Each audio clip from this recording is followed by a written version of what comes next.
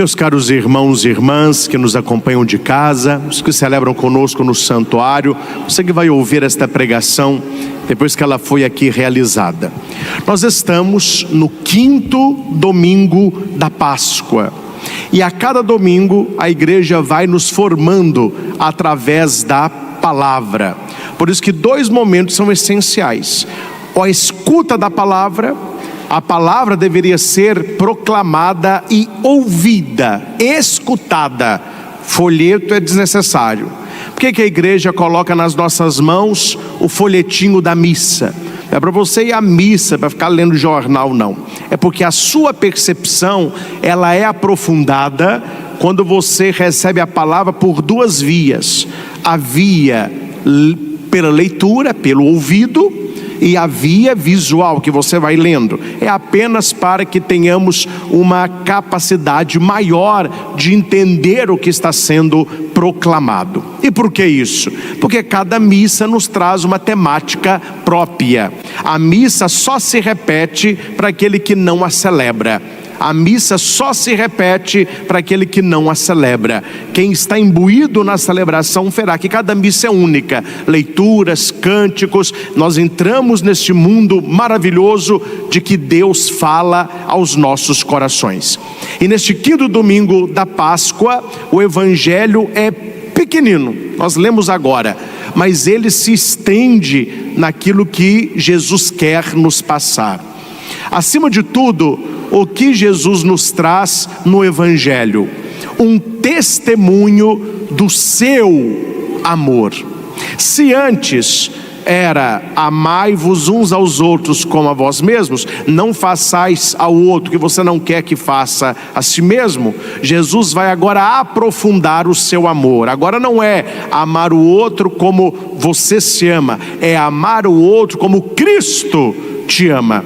Ele vai sair de um amor filia, um amor de gostar muito, e ele vai para um amor ágape, que é um amor de dar a vida, de entregar a vida, de fazer com que a vida floresça.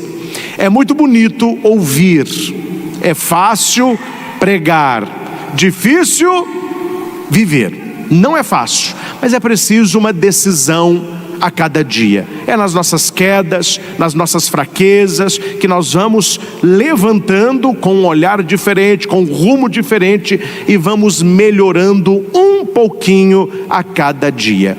Tem uma oração muito bonita, uma oração muito simples, pequenina, mas que traz uma sabedoria. A oração é assim: Senhor, eu não sou quem ainda devo ser, mas eu te louvo porque hoje não sou mais quem fui ontem. Uma oração pequena, mas que mostra para Deus o quê? Eu estou melhorando. Pode ser um pouquinho, pode ser um silêncio que eu fiz na minha casa para não começar uma discussão. Pode ser uma palavra ríspida que eu ia falar com alguém da minha família que eu não falei. Pode ser uma atitude no trânsito, uma buzinada que eu resolvi não buzinar. Essas ações pequeninas, elas vão nos melhorando.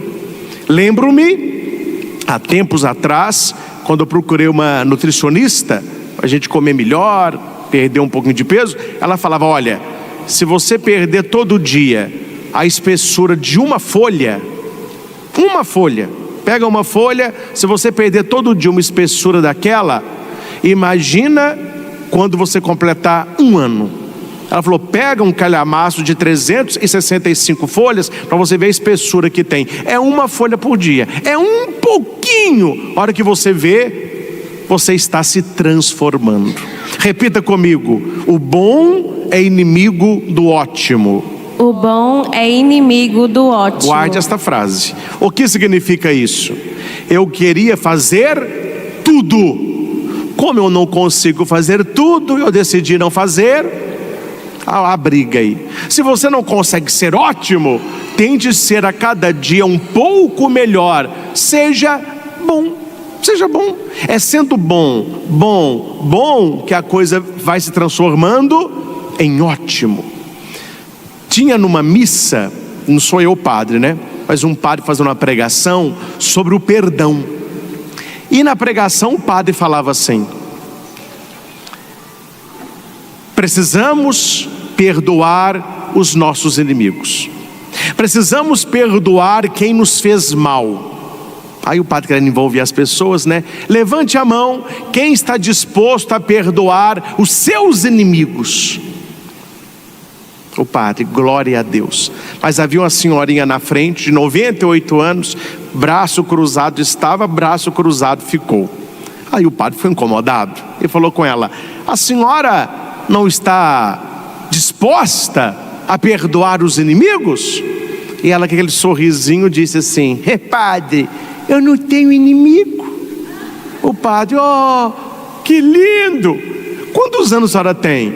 98. Uma mulher sábia, 98 anos e não tem nenhum inimigo, glória a Deus. Será que a senhora poderia compartilhar conosco qual é o segredo? Ela falou assim: posso sim. Aí a mulher só pega o microfone e diz: eu não tenho inimigo, padre, porque quando eu rezo, acontece. Eu rezei pelos meus inimigos e morreram todos, aqueles mal acabados. Ô povo chato, Deus fez uma limpeza. O padre: minha filha, me devolve o microfone. Na verdade, meus irmãos, o que a história nos traz? Está na igreja, com 98 anos, não tem inimigo, mas ainda não aprendeu a maior lição, a lição do amor.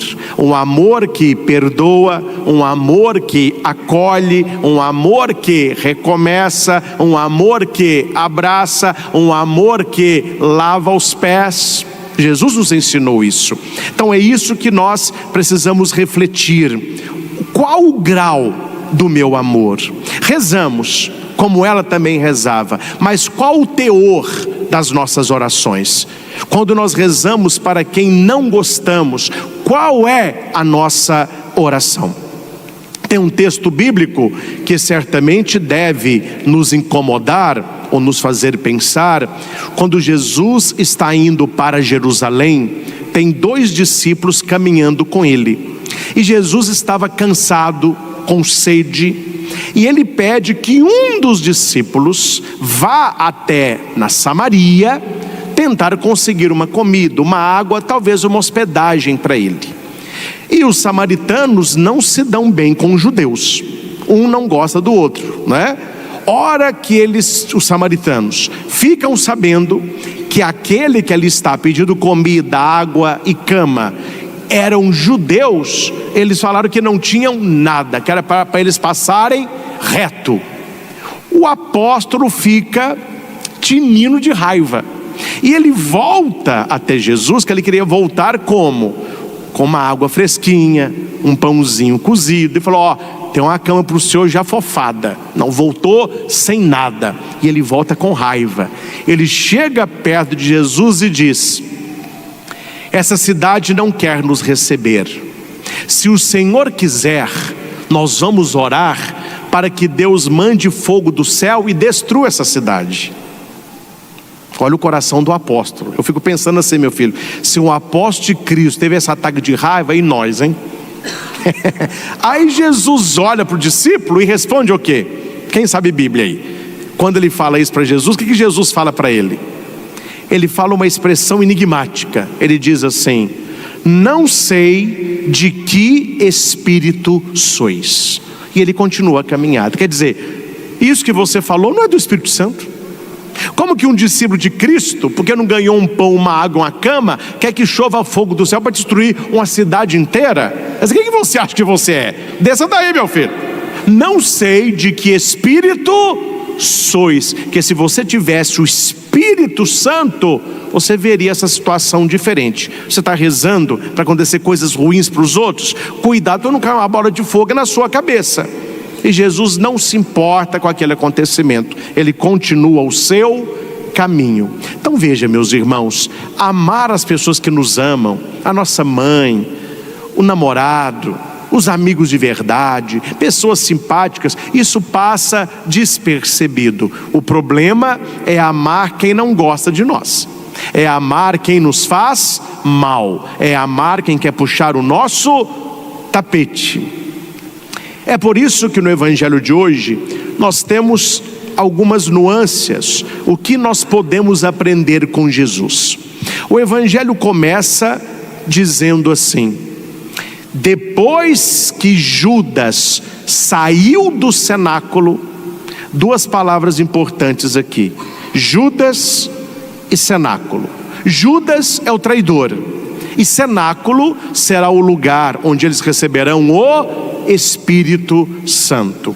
E quando Judas sai, o discurso não é esse.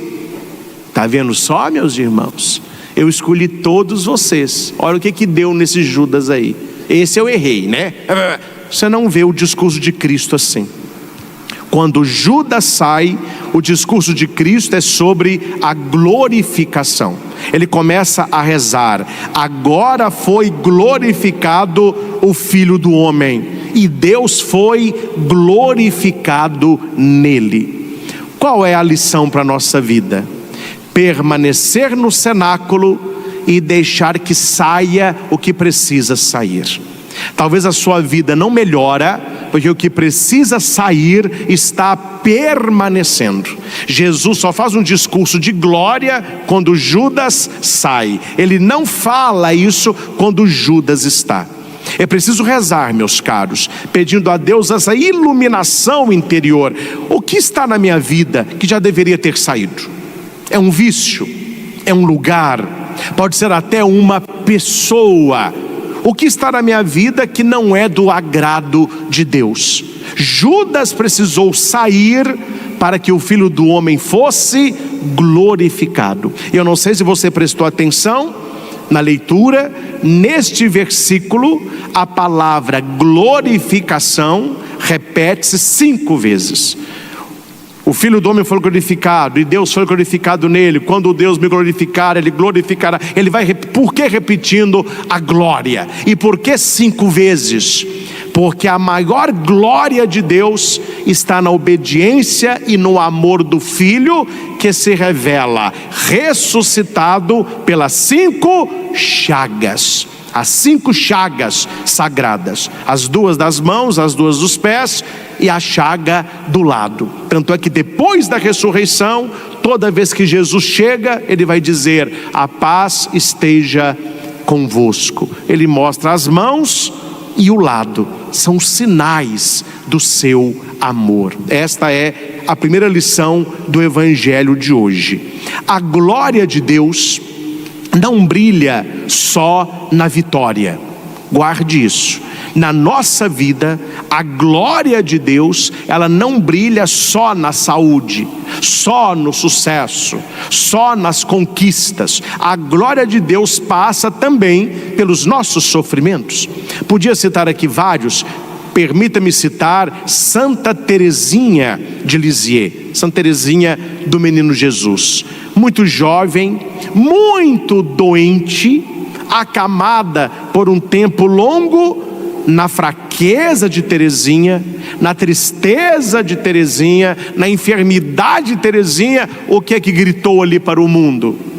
A glória de Deus. A glória de Deus na vida dos santos nem sempre passa pelo modo que as pessoas estão glorificando a Deus. Espero que esta onda, certamente com o Papa Leão não irá passar, uma onda que está por aí, não adentre nas paredes da nossa fé católica. Vou falar de longe para não ter que fazer retratação. Muitas igrejas protestantes nos Estados Unidos, você não sabe se é um culto ou um show da Broadway. Telões, fumaça, banda, e o povo entra naquela loucura. O Papa já acenou que Deus é um Deus de mistério, não é um Deus de barulho, e transforma as igrejas assim para quê? Para atrair. Vamos atrair. Não sei se é verdade, por isso não vou dizer o nome, mas já li coisas que no Brasil existe até igreja com área VIP. E durante o culto serve ali uma coisa melhorzinha, quem tem mais fica na área VIP, etc. E o povo acha isso tudo muito normal. e dá um grito, e cambalhota, e chora, e o povo adora essas manifestações aí. Só que o Papa já acenou, quando ele recebeu a igreja oriental, que nós do Ocidente, que somos nós, precisamos aprender com o Oriente o silêncio, a contemplação, o mistério. E ele já disse, a missa, que é aquilo de mais sagrado que o mundo conhece, precisa manter sempre uma visão de mistério, uma visão de mergulhar em Deus, que não grita, que cochicha no nosso coração, que fala ao nosso coração. A glória de Deus, meus irmãos, não brilha só no Tabor, ela também brilha nas sombras do Getsemane. E quantos discursos convencem pessoas, prometendo para elas que com Cristo é só alegria, é só saúde, é só vitória, é só dinheiro, é só prosperidade. Até que não acontece isso e a pessoa se perde na fé. Eu já atendi várias pessoas que me relataram: padre, eu era católico, por causa de uma fala dessas eu fui para a igreja protestante e eu vi que não era aquilo. Hoje eu não pratico religião nenhuma. Quer dizer, uma pessoa que se perdeu. Ela estava procurando algo e ela se perdeu no caminho. Qual é o perigo, meus irmãos, de nós nos perdermos? Quando você esperar Cristo apenas da glória do Tabor, quando Ele se mostra poderoso e transfigurado.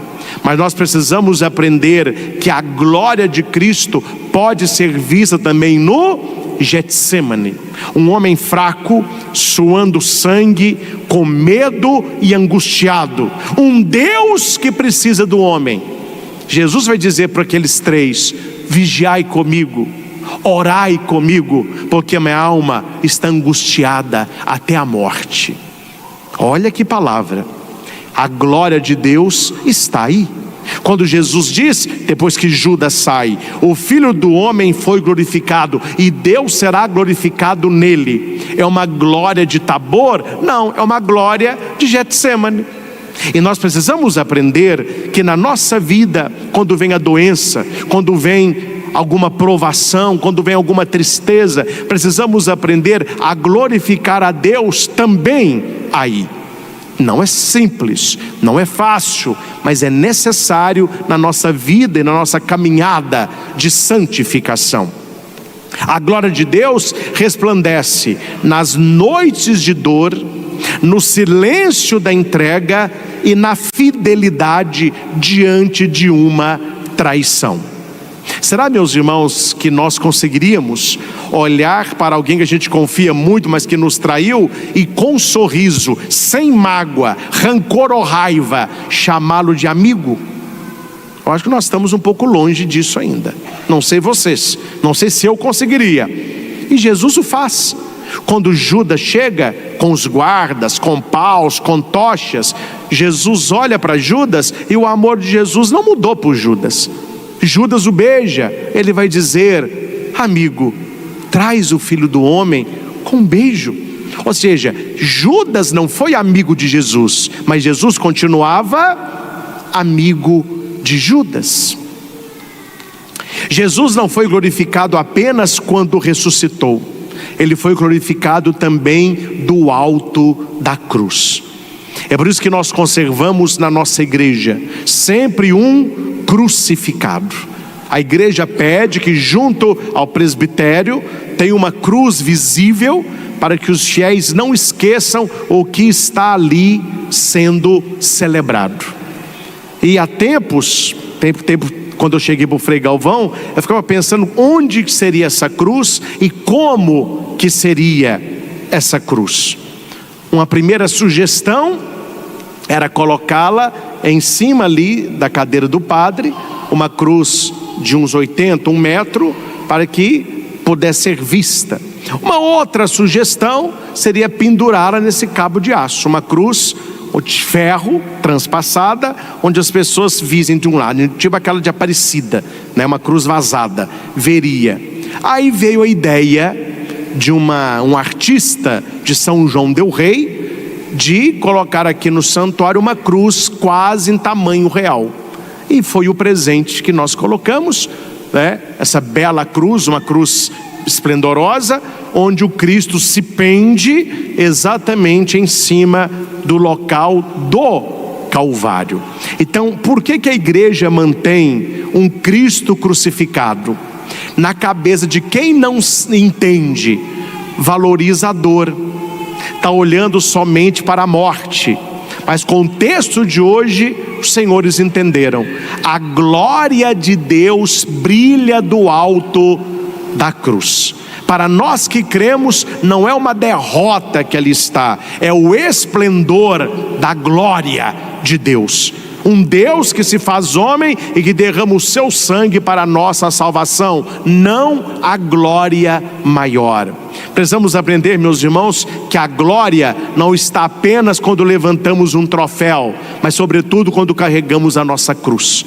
É preciso carregar a nossa cruz com elegância, como diz Santa Teresa d'Ávila: todas as vezes que eu pedi uma graça, Deus me concedeu uma cruz, porque se fosse a vitória, eu seria soberba, mas pela cruz, eu estou no caminho da santidade. Muito bonito isso. A glória de Jesus é o amor que não se retira, é o amor que permanece, é o amor que se dá. Abra o coração e acolha esta frase: Deus o ama como você é, mas o amor o recusa a deixá-lo desse jeito. Deus nos ama como nós somos, mas o amor que Ele tem por nós se recusa a deixar-nos deste jeito. Eu gosto muito de visualização, que a gente entende melhor, grave e não esquece. Eu gosto muito de cachorrinho. Nunca tive cachorrinho. Acho que eu nunca vou ter, né? Pela minha vida, mas eu gosto muito de cachorrinho. Imagine só, eu estou aí em algum lugar e eu vejo um cachorrinho numa poça de lama. Bateram no cachorrinho, ele está fraco, com fome, e lá no meio da lama. Deus nos ama como somos. Eu vou amar aquele cachorro porque eu gosto de cachorrinho, mas o meu amor por aquele cachorrinho não é falar com ele assim: ah, eu te amo, então eu te amo como você é, então continue aí, porque eu te amo é assim. Não. O amor me faz amar como Ele é, mas o verdadeiro amor me faz rejeitar como Ele está. Se eu amo, eu vou tirar ele dali, eu vou dar um banho, levar para o veterinário, tirar o pelo, vacina, comida, e pouco tempo depois ele está transformado. É isso que o povo não entendeu. É isso que muitas pessoas não entenderam, nem no discurso de Cristo, nem no discurso da igreja e nem na fala do Papa Leão. Porque as pessoas querem o quê? Uma fé que aceite que nós estamos no barro do pecado, na lavagem do mundo, e que isso é aceitável, então continue aí. O amor, não. O amor quer nos tirar deste lugar e nos colocar num lugar melhor. Ele nos ama como somos, mas o amor se recusa a deixar que nós permanecemos deste jeito.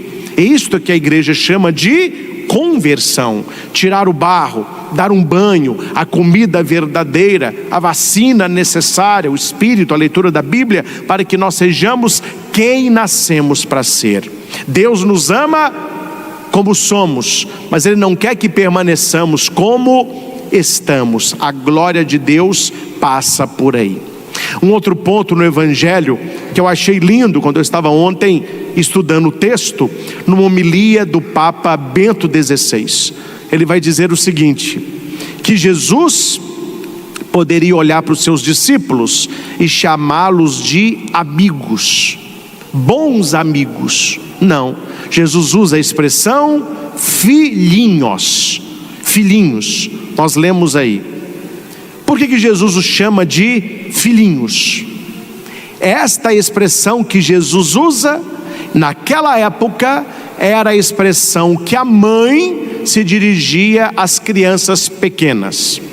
Então Jesus tem um amor pela igreja e pelos discípulos, e por você é um amor maior do que o amor da sua mãe.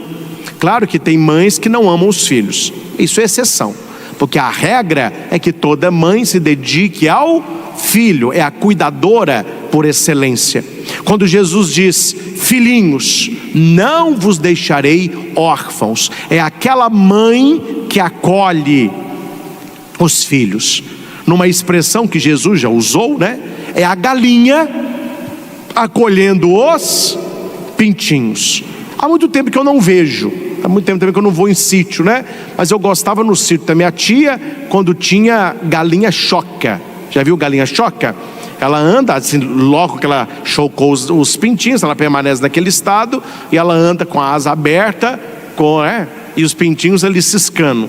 Apareceu qualquer perigo, ela abre a asa, os pintinhos todos correm para debaixo da asa dela, ela fica toda preparada, coitadinha, acho que não consegue atacar muita coisa, uma galinha, né? Mas ela protege a cria. Nós falamos sobre os símbolos de Jesus: o pastor, a videira, a porta e tantos outros símbolos que ele vai dizer: eu sou, eu sou. Mas uma coisa não pegou muito na igreja ocidental, na igreja oriental tem. Não é raro você entrar numa igreja do Oriente, cristã, católica, e você ver perto do altar um galo ou uma galinha. Para nós é muito estranho. O que é isso? Um galo, uma galinha? É porque Jesus fez referência a este animal quando ele estava chegando em Jerusalém. Quem já foi na Terra Santa já foi lá. Quem não foi, você irá, tenha fé. A hora que a gente chega na Terra Santa, o ônibus não desce na cidade, deixa-nos fora, a gente faz uma caminhada rezando, é emocionante.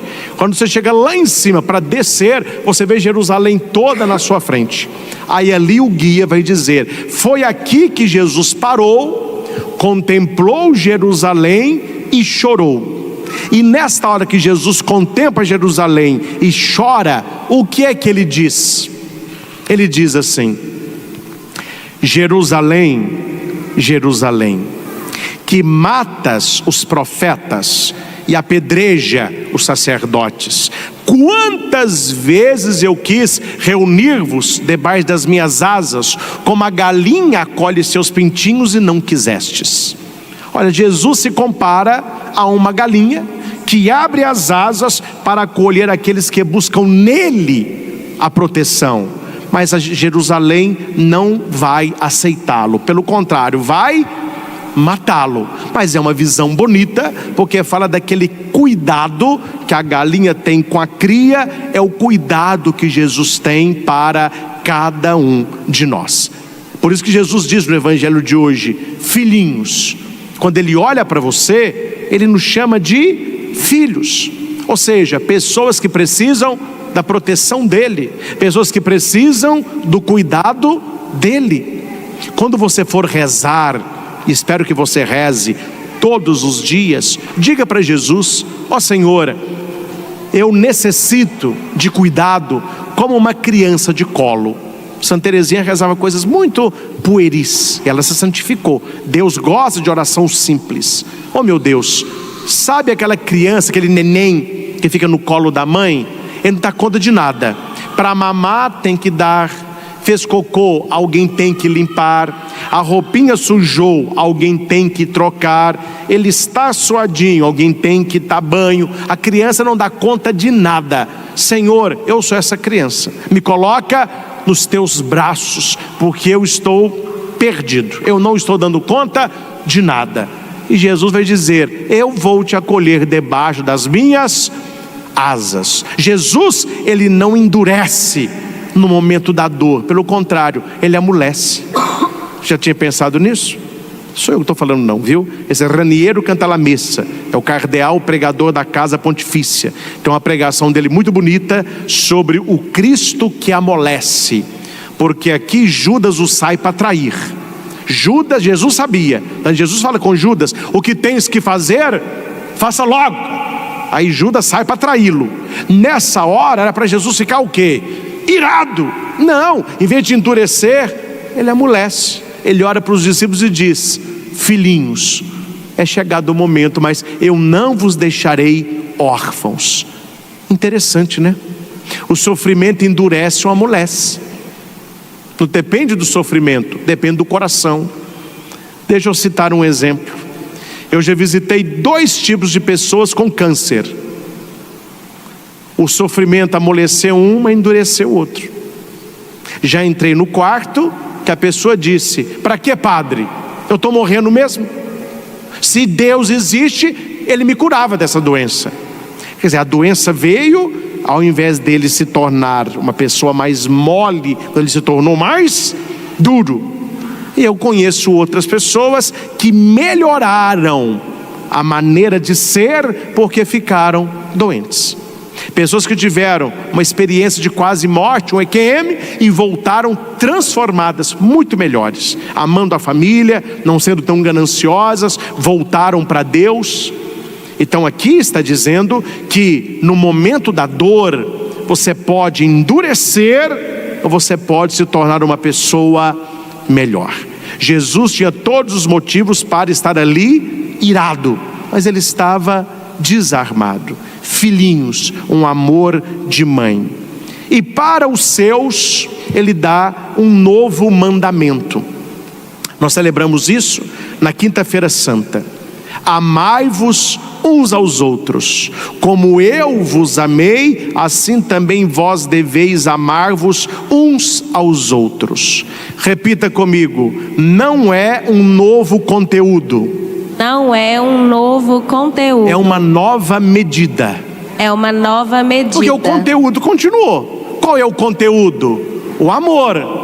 Mas qual é a medida? Não é mais a nossa, é a dele. Ficou mais exigente. Mas veja que para ele pedir aos discípulos que pudessem amar como ele os amou, demorou 3 anos de caminhada. Jesus já está aqui nos últimos finais da sua vida. Esse discurso é na Quinta-feira Santa. Ele vai morrer na sexta da paixão, ele ressuscita no domingo. Então aqui as últimas horas de vida de nosso Senhor. E ele agora ele pode dizer: vocês conseguem me amar como eu amo vocês. Lá atrás ele não pediu isso. Ele pediu o quê? Ame o outro como você se ama. Jesus, ele sabe o estágio de cada um de nós. Ele sabe aonde nós estamos na caminhada espiritual. Tirando Judas, que escafedeu, quando ele fala assim: filhinhos, quem que está ali ouvindo? João, o mais jovem, o amado. E Jesus sabe, esse vai permanecer. Filhinhos, não vos deixarei órfãos. Mas quem está ali escutando também? Pedro, que é Pedro, né? Pedro é um pouco da gente, né? Eu gosto de Pedro porque eu pareço com Pedro. Pedro levantou: que é, Senhor? Eu morrerei contigo. Aí Jesus: Pedro, tá bom, mas antes que o galo cante, você me negará 3 vezes. Mas para Pedro, Jesus também diz: filhinho, eu não vos deixarei órfãos. E entre Pedro e João, nós temos os outros todos, cada um com seu gênio, cada um com seu jeito, cada um com as suas fraquezas e qualidades. Mas Jesus entende o estado, o estágio, o lugar e o tempo de cada um. E entre estes está Tomé. Jesus fala: Tomé, vou ressuscitar, você não vai, não tem problema não, eu volto para você. Ele sabe, Pedro é de um jeito, João é de outro, Tomé é de um jeito, André é de outro. Quando nós estamos na missa e Jesus olha para nós assim, ele sabe da vida de cada um. O Padre Cristo é assim, fulano é assim, ele é assim, e ele ama a todos. E para todos nós ele diz: não vos deixarei órfãos. Jesus não está conversando com 10 conhecidos, são amigos que estão com ele há 3 anos, 24 horas por dia. Precisamos saber se o nosso amor por Cristo é maduro ou imaturo. Como que eu sei, padre? Cuidado, viu? Que isso serve para tudo. Serve para o namoro, serve para o casamento, serve para as suas amizades. Amor maduro, ele diz: preciso de ti, porque te amo. O amor imaturo diz: eu te amo porque preciso de ti. Dá para entender a diferença ou não? Vamos de novo. Amor maduro: eu preciso de ti porque eu te amo. O amor imaturo: eu te amo porque eu preciso de ti. Qual é o amor que está no amor maduro? Eu preciso de ti porque eu te amo. A necessidade do outro é pelo amor. Eu te amo porque eu preciso de ti. Aí é uma necessidade utilitarista. Pelaquilo que você faz, e eu não quero ficar sem você, eu te amo. O amor de Jesus por nós é o amor total, é o amor ágape. Aí Jesus vai dizer para nós: eu preciso de ti porque eu te amo. Se não fosse por amor, ele precisaria de nós para quê? Para quê? Para que Jesus precisa de você?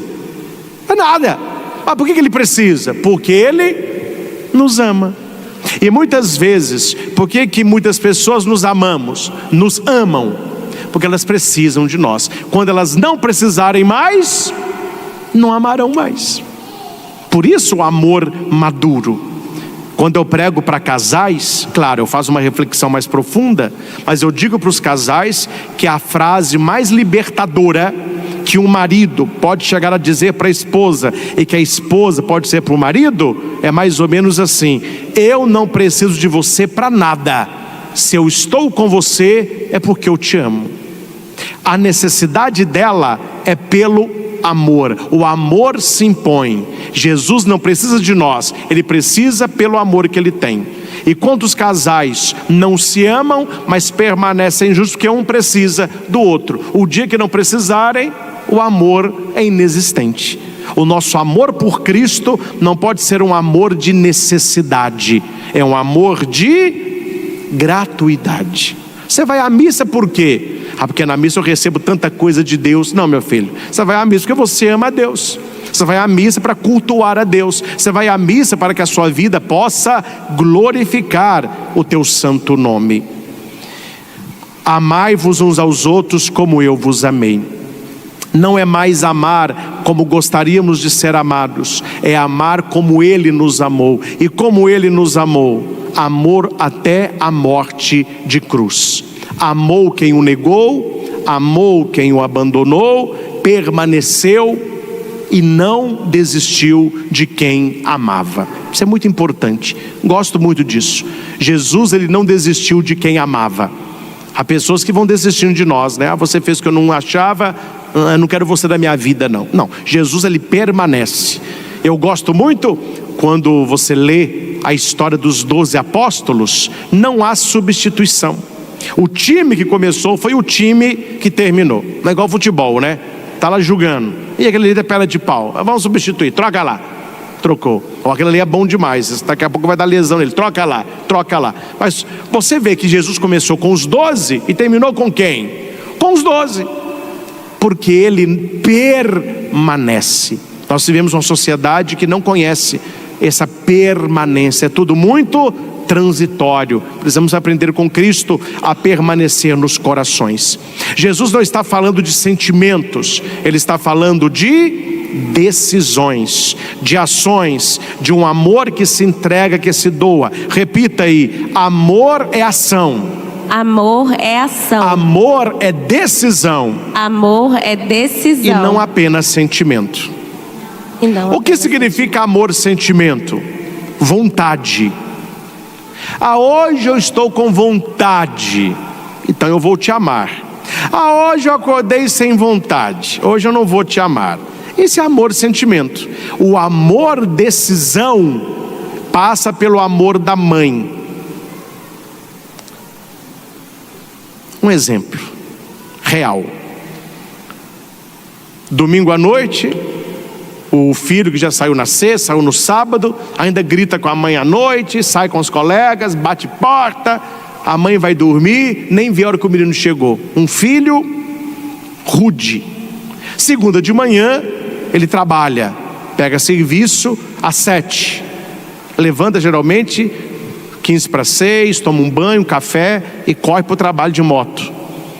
Quando aquele filho que destratou a mãe, que preferiu os colegas, ele acaba o banho e chega na cozinha, lá está a mesa pronta, o café, o pão, a manteiga, uma banana. Quem que preparou? A mãe. Me pergunte, tem vontade aí? Mas eu acordei com uma vontade de preparar um café para o meu filho que bateu porta, que gritou, que ficou o final de semana todo com os colegas. Mas eu estou numa vontade de preparar um café com banana? Não há vontade, mas a mãe não age pela vontade, ela age pela decisão de amar. Ela ama não é porque é uma vontade, ela ama porque a mãe é amor. Então mesmo com o final de semana desastroso, o filho terá o cuidado da mãe, sem merecer. Padre, mas isso é difícil, viu? Mas é o que Jesus nos pede. O que é que nós podemos fazer para Jesus, uma vez que Ele morreu na cruz por nós, sem o nosso merecimento? É muito mais do que preparar um café da manhã.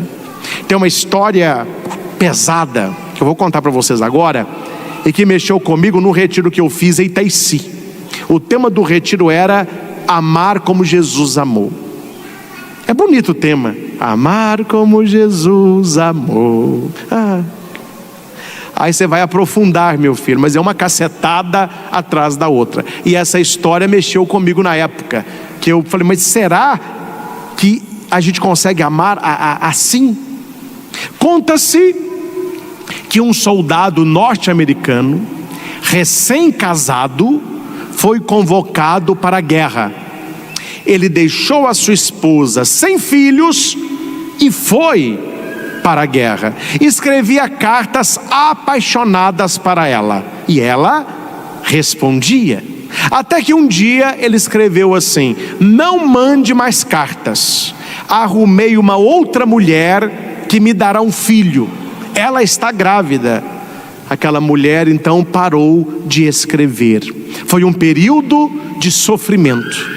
Alguns meses depois, ela recebeu um comunicado de que o marido dela, o soldado, tinha morrido em campo de batalha, e que ela, sendo a esposa verdadeira, ficaria com todo o salário. Dali para frente, ela receberia o salário de viúva de um militar.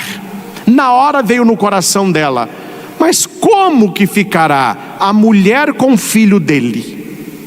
Ela entrou em contato com esta mulher e disse: mude para cá, vamos dividir os gastos, porque eu sei que ele te amou, e essa criança não tem culpa nenhuma, e ele morrendo, você não vai ter dinheiro algum, e eu vou ficar com o dinheiro da pensão dele, pode vir para cá.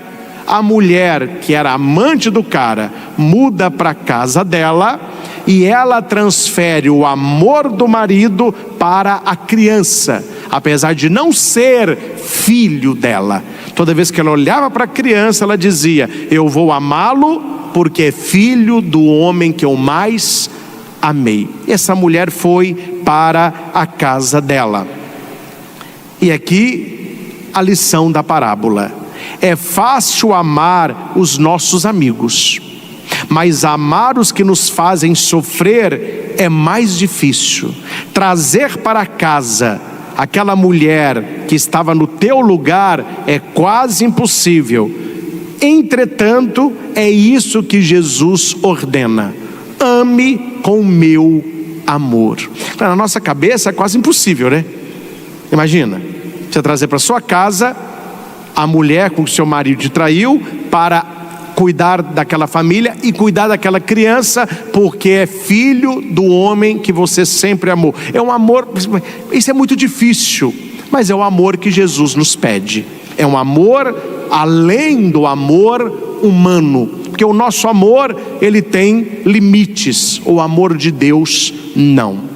Nisto conhecerão que sois meus discípulos, se tiverdes amor uns pelos outros. Repita alto: testemunho. Testemunho. De novo. Testemunho. Mais uma. Testemunho. Quando a gente chega no lugar, a pessoa diz assim: quem é você? A prazer, eu sou. Não, documento, me dá um documento aí. a gente apresenta identidade, carteira de motorista, é bom que tem tudo ali, né? Carteira de motorista. Digita aí meu número de CPF. Se eu digitar, vai puxar tudo da minha vida aí. Nós somos cristãos católicos. Qual é a nossa carteirinha de identidade? Um dia eu estava fazendo uma pregação dessa em Curitiba.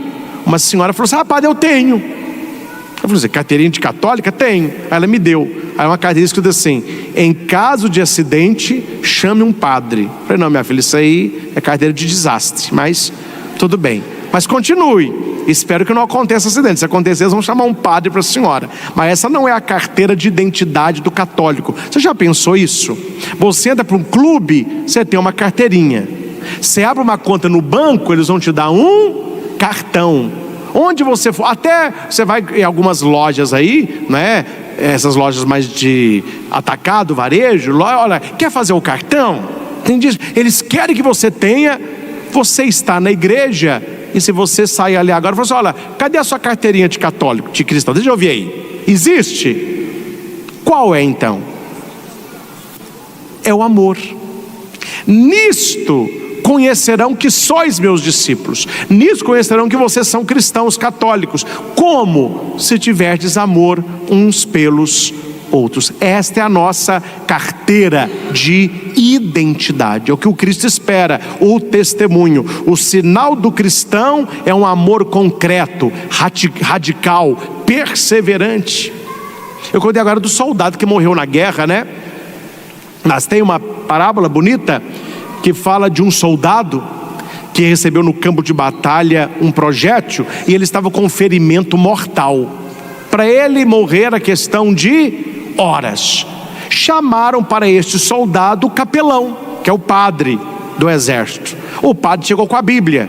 E aquele soldado não era muito cristão não, é até meio ateu, sabe? Aí o padre chegou com a Bíblia e falou: meu filho, posso ler a Bíblia para você? Ele disse: eu preferia um copo de água, eu estou numa sede danada. Aí o padre largou a Bíblia, buscou um copo de água, colocou na boca dele. Ele: matei minha sede. Agora, meu filho, eu posso ler a Bíblia? Meu pescoço está doendo, minha cabeça está muito para trás. Coloca um negócio para levantar minha cabeça. Aí o padre foi, tirou o capote, fez um travesseiro, colocou o capacete dele. Assim estou mais confortável. E agora, meu filho, posso ler a Bíblia? Eu estou num frio danado, estou tremendo. O padre tirou o paletó e colocou no soldado. E o soldado disse: olha, padre, se esse livro ensina as pessoas a fazerem pelos outros o que o senhor está fazendo para mim, pode ler que eu quero ouvir. E ele morreu ouvindo o Salmo 23. Entenderam ou não? Qual foi a maior pregação que o padre fez? O testemunho. Quem tem sede, água. Desconforto, conforto. Frio, aquele padre tratou tão bem aquele homem que falou: olha, se esse livro aí vai ensinar as pessoas a tratar os outros como o senhor está me tratando, pode ler que eu quero escutar. Eu não vou explicar a frase não, mas eu vou dizê-la. Uma família inteira se converteu porque ali tinha um católico praticante. Uma família inteira tinha horror à igreja porque ali tinha um católico praticante. Já pegaram, né? Não adianta, meu filho, isso aqui, ó. É preciso isso aqui, ó. Se não tiver testemunho, se não tiver cuidado, se não tiver amor, não há um sinal de que somos discípulos verdadeiros. O mundo quer ver amor, um amor que perdoa, um amor que serve, um amor que reconcilia, um amor que sustenta a família, um amor que regenera comunidades. E por último, vem a pergunta: como ter este amor? Você prestou atenção na pregação toda? Estou fazendo um caminho com você. Como ter este amor que Jesus nos pede? Um amor difícil. Vou dizer para você do meu coração de padre. Eu sou padre, não sou casado. Mas voltando na história, se eu tivesse uma mulher que fosse uma tenente, ela fosse para um campo de batalha, ficasse com outro homem, tivesse um filho com ele, eu não sei se eu traria o homem para minha casa para cuidar do menino. É um amor, né? Como conseguir isso? Como conseguir amar os inimigos? Como conseguir amar com o amor de Jesus? Quem nos dá a resposta é Santa Teresa d'Ávila. Só se consegue amar com o coração de Cristo quem escolheu mergulhar no Sagrado Coração. Não há como amar assim com o nosso amor. É preciso mergulhar no coração de Cristo, porque só quem está mergulhado no amor consegue amar. É preciso deixar de ser um católico bolinha de isopor. Já falei isso aqui. O que é bolinha de isopor? Só fica na superfície, ela nunca afunda. Nós precisamos afundar em Deus, buscar as coisas profundas de Deus. Hoje o Senhor nos chama para sair da margem e para irmos para as águas profundas do seu coração. O milagre não acontece na água rasa. Pesca milagrosa só acontece nas águas profundas. Guarda isso. Não acontece milagre em água rasa. Se você está um católico raso, é por isso que não tem milagre na sua vida, por isso que não tem bênção na sua vida. Nós temos que ir para águas mais profundas. É lá no amor profundo que o impossível acontece. Corações duros se derretem, feridas são curadas, almas se convertem, comunidades se renovam. Peçamos a graça, meus irmãos, dessa Santa Missa, de amar como Jesus. Pode ser o conteúdo da sua oração durante esta semana. Antes de você deitar, faça lá os 5 minutinhos de Deus e diga: Senhor, ensina-me a amar com teu amor. De lavar os pés ao invés de apontar os dedos, de nos rebaixarmos ao invés de procurar o primeiro lugar, de perdoar 70 vezes 7, de abraçar quem nos fere e de conseguir olhar para quem está perto de nós com um olhar de amor. Aprender a olhar para quem está perto de nós com um olhar de amor. Porque se você parar para pensar, a gente briga muito mais com os de perto do que com os de longe. No trabalho, meu filho, a gente engole cada sapo para ficar muito bem na fita, né? Mas em casa, um farelinho, a briga começou. Atenção. Hoje eu estou contando histórias, hein? Eu conto uma só, já é a quarta, mas é a última. Um homem tirou o final de semana para descansar. Ele tinha um cachorro bonito. Ele largou o cachorro em casa, colocou ração, água, era um cachorro treinado, ele sabia. No domingo, após o almoço, o cara chega. Quando o cara chega em casa com a mulher, no final de semana só relaxando, está o cachorro todo enlameado, com uma lebre enorme na boca. Era a lebre do vizinho. O vizinho que era um juiz e adorava a lebre. Meu filho, aquele homem ficou cego de raiva, mas ele bateu nesse cachorro o que ele podia. Falou assim: mas não é possível.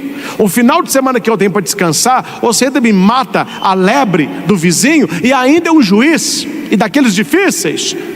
Aí a mulher falou assim: amor, nós não podemos pagar a ação desse cachorro não. Eu falei: que é pulguinha, agora vai ficar gemendo ali uma semana. Só não matei, porque o que nós podemos fazer? Amor, o juiz não está em casa, ele viajou também, ele deve chegar hoje à noite.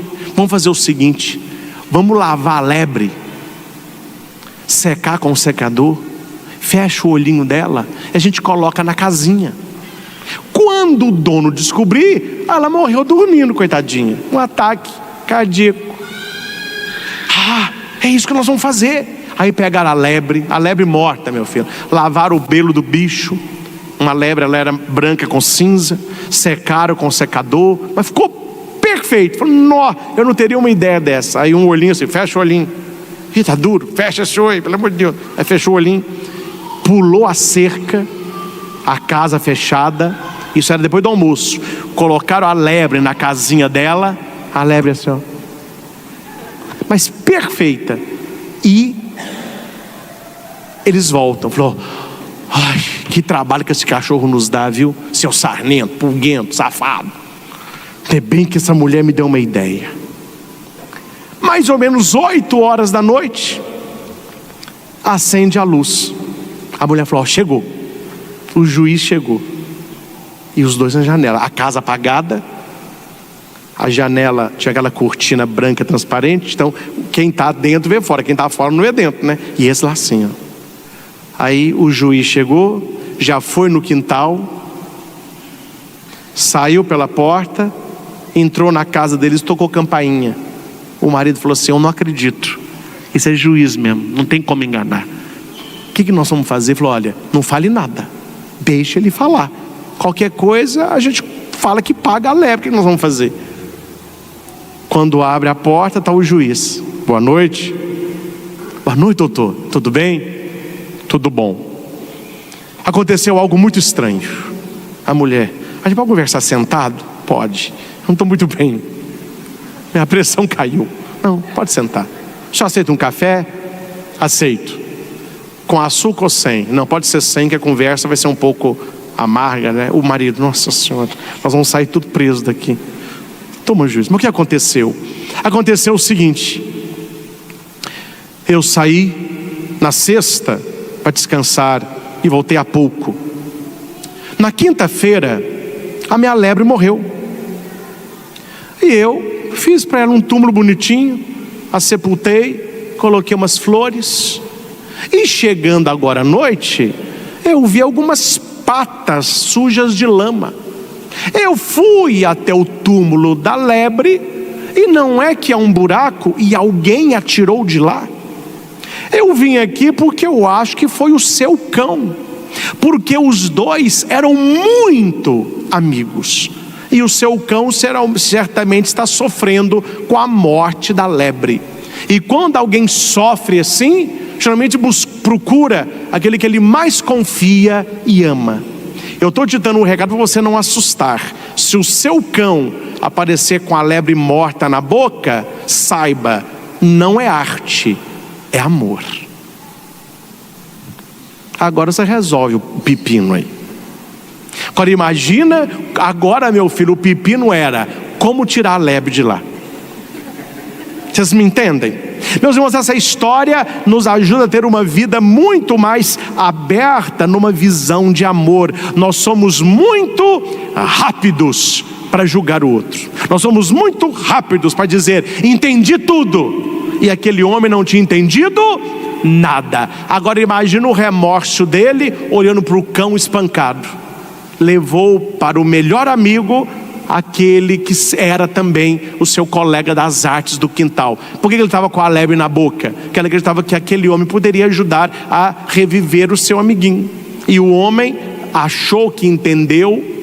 É isso que Jesus está falando, meus irmãos. Se a gente ama as pessoas como Jesus nos ama, nós vamos procurar entender sempre o lado também do outro. Procurar ouvir, procurar conversar, procurar ponderar, procurar rezar, para depois decidir.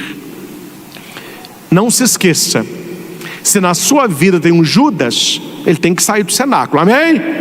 Tem que sair do cenáculo. Deus só vai glorificar a sua vida quando Judas sair, e Ele só vai glorificar a sua vida quando você decidir amar com o amor de Jesus. Que essa semana nós possamos colocar em prática, concreta na nossa família, este amor, ter mais paciência no trabalho, no estudo, principalmente com as pessoas mais difíceis, porque quando a pessoa parece não necessitar de amor algum, é nesse momento que ela mais precisa ser amada. Não existe uma pessoa má, existe uma pessoa cheia de feridas. Então, se ao seu lado há uma pessoa difícil de lidar, esta pessoa está gritando por amor. Não apenas um amor humano, mas um amor que vem do coração de Jesus. Saiamos da praia da indiferença e da superficialidade do egoísmo e vamos para a profundidade do coração de Jesus, porque estando lá nós iremos conseguir amar os outros como Jesus também nos amou. Ao Senhor Jesus, que ofertou a sua vida por amor a cada um de nós, toda honra, toda glória e todo louvor. Louvado seja nosso Senhor Jesus Cristo, para sempre seja louvado.